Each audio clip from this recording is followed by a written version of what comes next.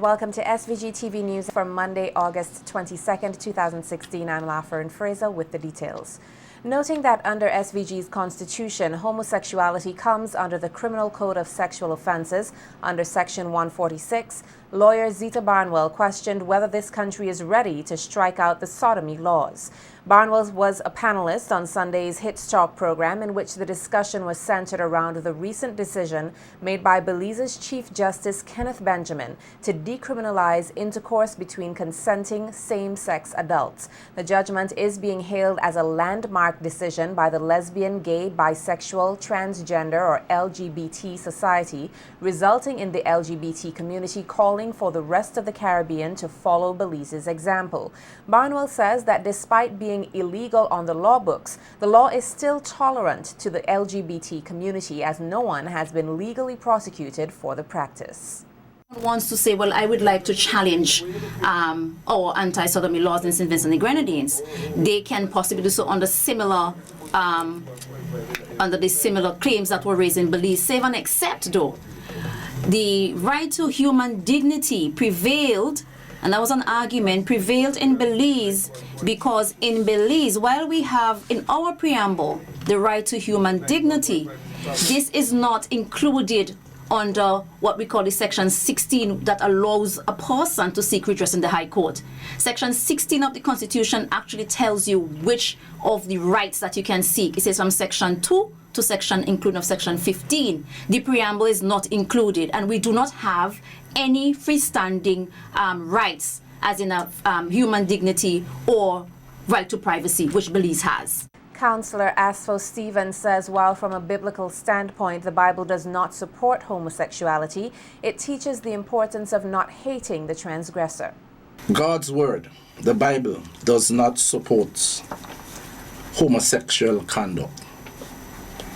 However, God's word does not discriminate against the homosexual people, the people who practice it. And I think that this is what we need to understand, that God in his word has given every man what is considered a free will. He is free to choose a freedom of choice. But it is because the scripture says that when God made Adam and Eve, they had the freedom to choose what they do. I personally feel that as it comes to choice, a person is free to make their choice. But it must be borne in mind that one's choice must be in accordance with the word of God for it to be correct. Local urologist Dr. Rohan Deshong, on the other hand, is of the view that in today's society, sexual intercourse between two consenting adults should no longer be considered a crime. Dr. Deshong said that society seems to have a false sense of security about what is truly happening and that consenting adults must not be afraid to express themselves. I believe it's time to be changed, and hence you already know where I stand. I am one of those who believe in people's freedom of choice, freedom of behavior, and once it's between consenting adults, in other words, it's not something that's forced from an older to a younger or from a more powerful to a less powerful. I am one of those who believe that it should be legalized. I think the time has come for us to acknowledge what is going on amongst us in our society. We can deny it. We can be against it from a social point of view, from a religious point of view, from maybe even from a legal point of view. But at the end of the day, it is happening. The urologist says homosexuals are becoming fearful for their lives because of the stigma associated with being in love with someone of the same sex, and that should not be. There are people who are living, some of them openly, as openly gay people. They do admit that they not just think about being gay, they actually practice gay acts, because I realize in the Christian world there is a differentiation between gay thoughts and gay acts, and these people live their lives. It is against the law. Many of them have to hide. A lot of them are fearful for their lives and their well-being. And I think the time has come for us as a civilized society to legalize it.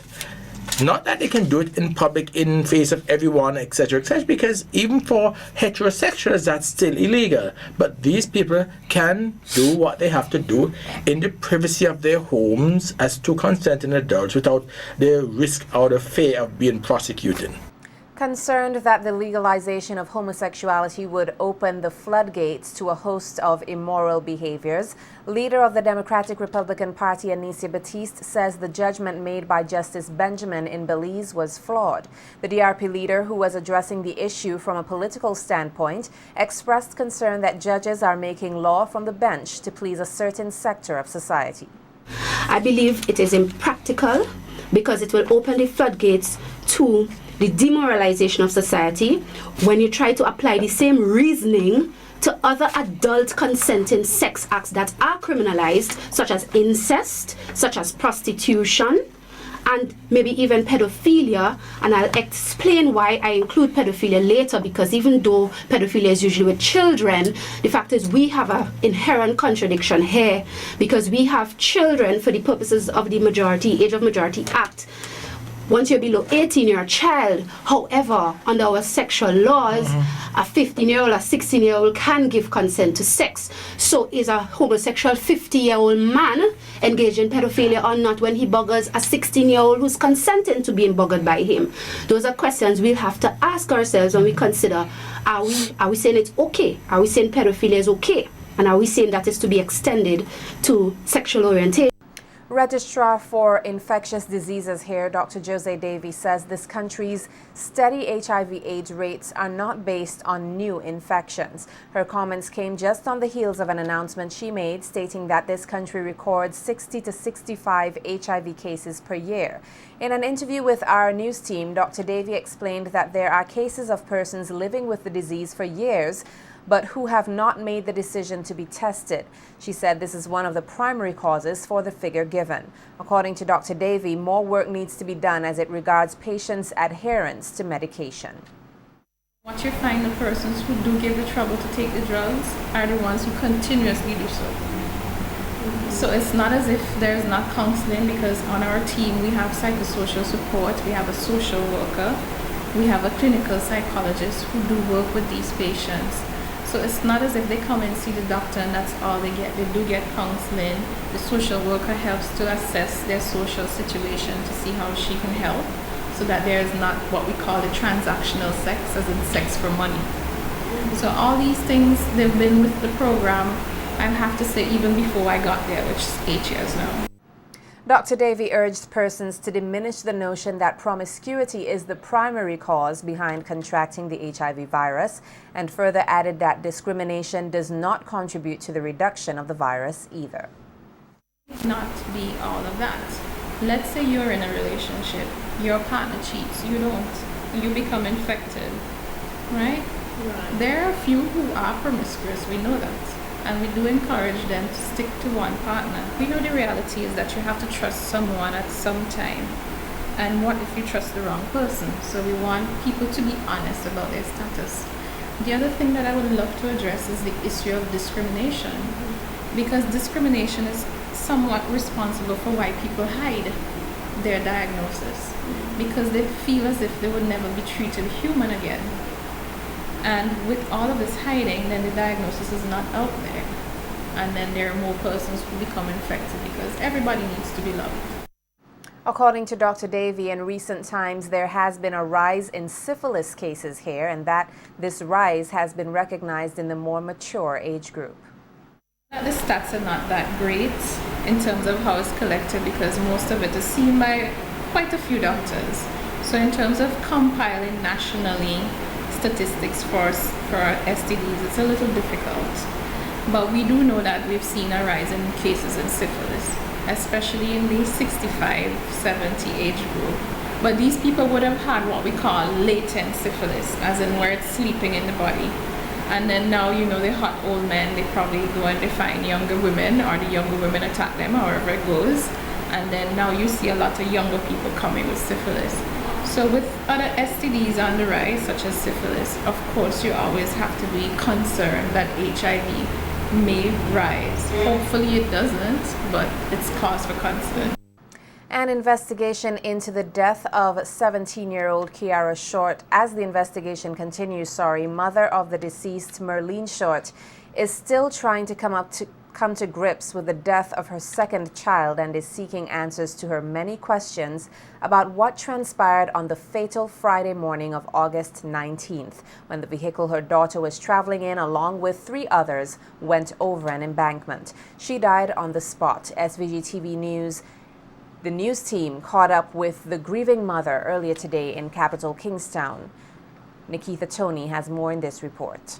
The mother of 17-year-old Kiara Short, who lost her life on Friday, August 19, 2016, when the vehicle she was traveling in went over an embankment, is now trying to put the pieces of the puzzle together as to what exactly transpired on that fateful morning. Describing her daughter as a fun-loving, mannerly and energetic person who always wore a smile on her face, the grieving mother Merlene Short said she is still in shock. Thanking her family and friends for all the support they have been given to her since the incident, she noted that she still feels that her daughter is around. They tell me I'm still shocking.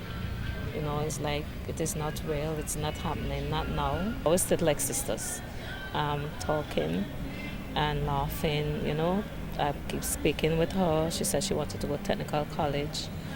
And she was thinking of, Mommy, I know it's hard on you.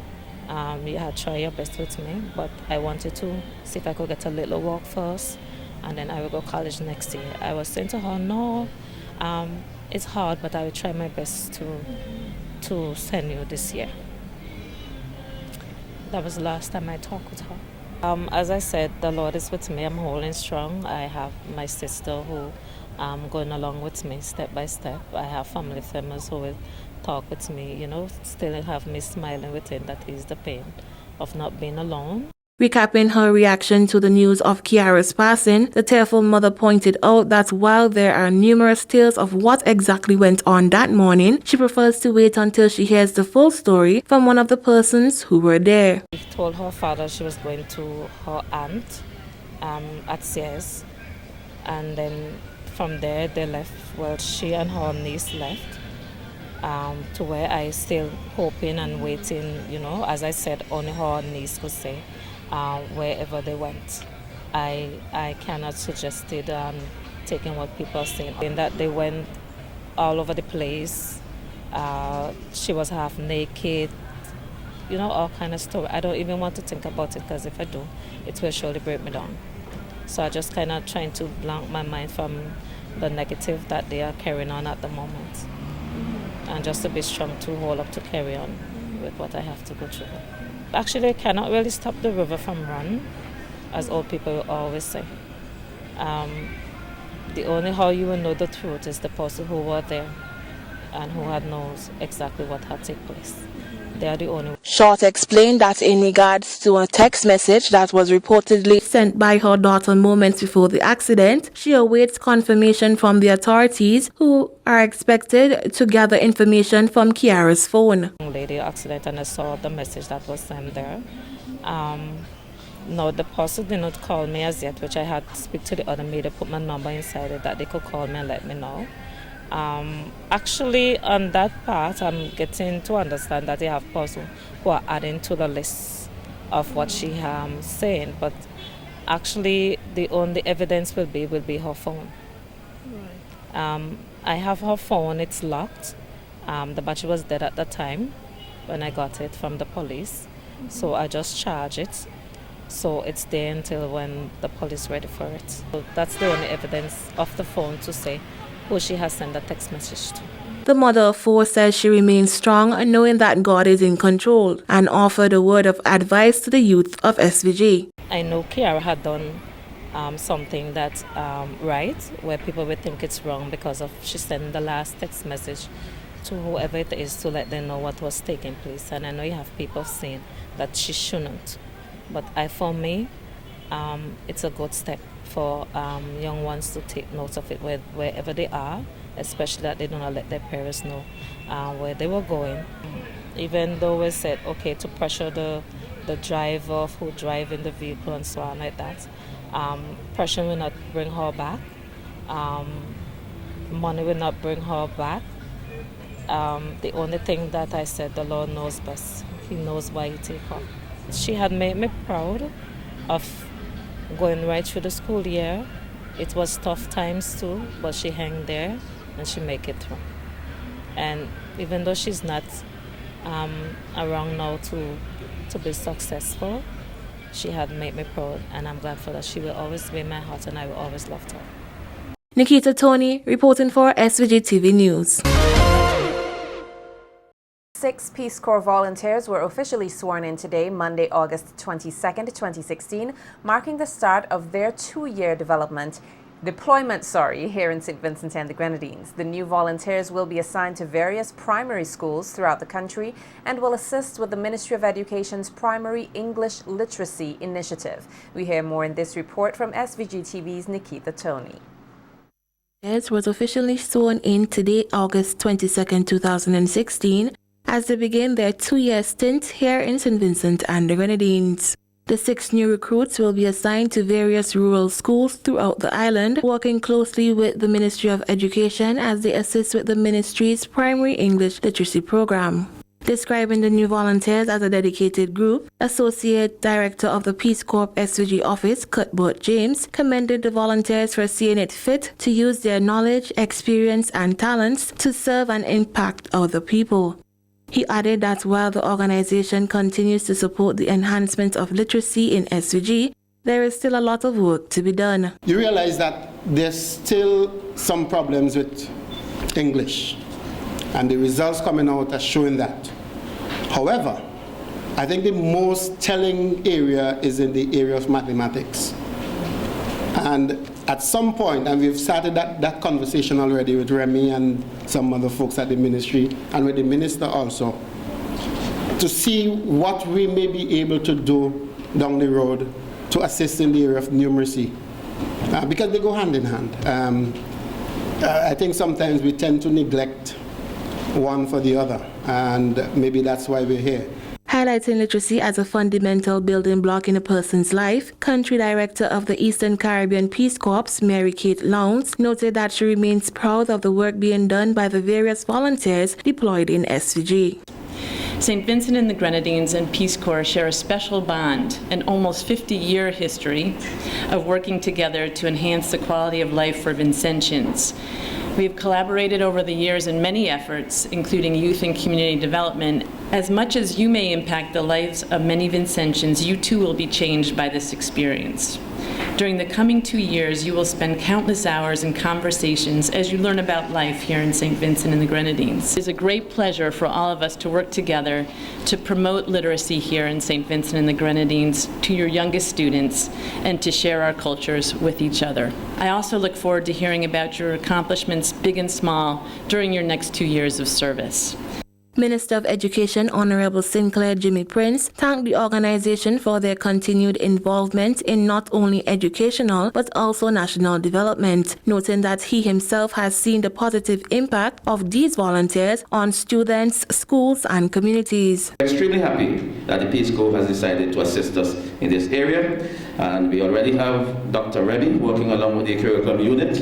And from our report, she has been doing a wonderful job, and we thank you very much for that. I certainly have seen the importance of having Peace Corps interact with us in the Ministry of Education, as I said, from 1967 to now. So I hope that the new recruits will find the assignments both stimulating and rewarding as we take the process of literacy enhancement forward. We look forward to learning from you as you bring your experience and talent to bear on our system, ensuring that this country appreciates and understands the importance of Peace Corps in our literary lives, in our education here in St. Vincent and the Grenadines. The new recruits include Amanda Reveals, David Gregory, Kernan Dunlop, Mary Von Ann Gregory, Maya Timms, and Stephanie Burr.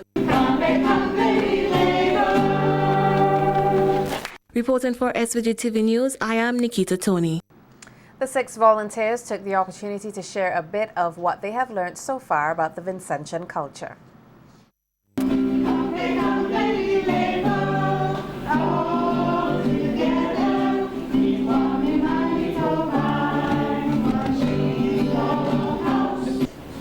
Will they come?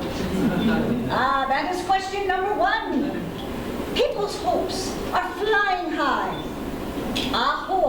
tiempo, nada. From the botanical gardens to the view from Port Charlotte, it's indisputable. Living on St. Vincent won't be business as usual. You know me, don't like it here. All the natural beauty without doing any extra duty. And that's one of the best things ever happened to me. Slaves lost their lives to dig the cave, so sugar cane could go to seed. Their souls are now in the grave, but we not forget them. Sitting with lunch, enjoying the cool Atlantic breeze, grapefruit and mango with a side of pastry, excited and nervous about what comes next, visiting me home when we should be there. People drinking Hyroon or maybe cocoa tea. Wayode, Yoyaso in SVG. The yearly Coast Guard Youth Development Program concluded on Saturday, 20th August, and was deemed a success under the theme Shaping Youths for Life's High Seas. The participants were given the opportunity to take part in various learning activities such as boat handling, navigation, lessons on leadership development, conflict resolution, Planned Parenthood, and activities like treasure hunts and boat rides, among others. The program coordinator, Kenlet Francis, said that the number of applicants continues to rise over the years, and there are even persons who want to return. He said the program has helped many young people come out of their shells, and it was a huge success once again. He encouraged the participants to remember what they learned so that they can apply it to their own lives and strive for the best. Significance of the program in the shaping and molding of the lives of the nation's children is of extreme paramount. There continues to be an increase in the number of applications every year, and this year has been no exception. Presently, we have a number of names already waiting for the 2017 program. I'm happy that this program has brought a level of self-awareness and has indeed shaped our youth for what lies ahead. I'm confident that the information they have received are worthwhile and relevant and will augur well for their future accomplishment. Participants, during your initial stage here with us, when called upon, you are saying, "Sir, I can't do this. Sir, I can't do that." But today you are saying all positivity, "I can do this. We can do this. I'm not going to give up." And Commissioner of Police Ronald Hadaway urged the participants as well to not let the experience be in vain and to utilize and share what they learned. He stated that what the program reaps shows that there is hope for the younger generation and advised the participants that life might get difficult at times, but they must not become sidetracked. You must be the creme of the crop and shine your light at all times. As you go back into your communities, be positive role models to your peers. As you can see, all is not lost. We can safely say that as you embarked on life high seas, that our nation's future is in safe hand. I must let you know, however, there will be circumstances in life that you cannot control, which create changes. Change is inevitable. It will happen when you least expect. This must not lead you into drugs, violence, or crime. This is when you take charge. Be optimistic and have a positive reaction to these changes. The Inter-American Institute for Cooperation on Agriculture, the IICA, held a regional essay competition under the theme Climate Smart Agriculture, Stories from Farmers in the Eastern Caribbean States. The competition focused on the on-farm technologies and practices that react to climate change, risks, and impacts. The Richmond Vale Academy took the top position in the competition. Head of the Academy, Stina Herberg, outlined some of the work they have been doing at the Academy and thanked IICA for the opportunity to showcase their work. But we arrived to St. Vincent doing bananas not smart. Because we had a lot of monoculture, 10 acres, and after the Hurricane Thomas, they all came down in 7 hours. You know, we watched them all blow down. So we realized this way of doing banana is not climate smart. Today we do bananas different. We have taken down all the chemical bananas, and we have planted bananas and Gliricidia together. So we have a new acre of climate smart bananas growing. What else we have done for climate smart agriculture is that we have a vegetable garden. We don't use any chemicals. We use compost, we use biochar, we use mulching. We collect rainwater off the roofs of the academy. Now we have a 20,000 liter water harvesting system, expanding it to about 200,000 liters, and we are exchanging our pump to use, we are applying to get funds for a solar pump, so that we can do all various steps to become more climate smart and use less fossil fuels. Chief Agriculture Officer Ashley Kane encourages Vincentians to follow this approach in helping to preserve the environment, not just for current sustainability, but also for the future generation. I want to therefore encourage the general public to begin to listen to this conversation that is starting, that is emerging. How do we preserve for the next generation? Do we have the right, in our time, to lessen the chances of our children being able to stand on mountains and see landscape and seascapes, or even to have fertile agricultural land available for their own sustenance and well-being and livelihood?